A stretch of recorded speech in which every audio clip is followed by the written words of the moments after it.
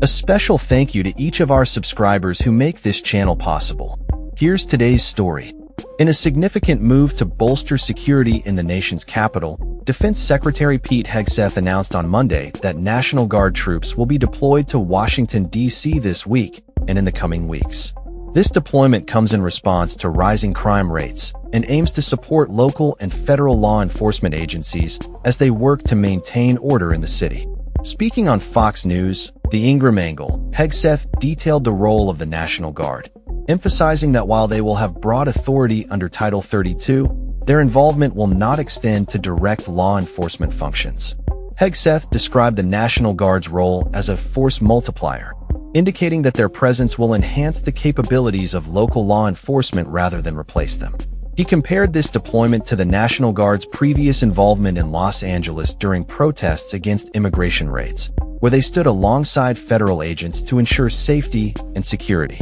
When pressed by host Laura Ingram about the actions the National Guard could take if they witness a crime in progress, Hegseth assured viewers that they would be prepared to assist law enforcement.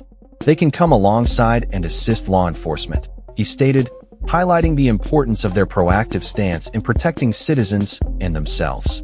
The Defense Secretary also addressed concerns regarding potential overreach by the National Guard, stating, "There's no rogue law enforcement going on from the National Guard." He emphasized the necessity of common sense in their operations, asserting that they would not stand idly by while crimes are committed. "We're not going to have the National Guard just sitting there, seeing a crime committed and not do something about it," he remarked.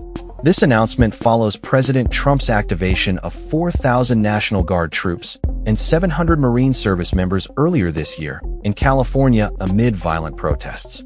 While Hegseth did not specify the number of Guardsmen to be deployed in D.C. or the duration of their patrols, he described the situation as conditions-based.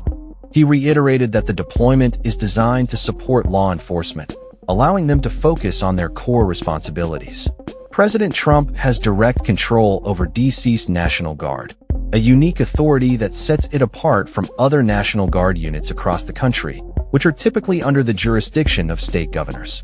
On the same day as the announcement, Trump signed an executive order mobilizing the D.C. National Guard in an effort to restore law and order in the District of Columbia.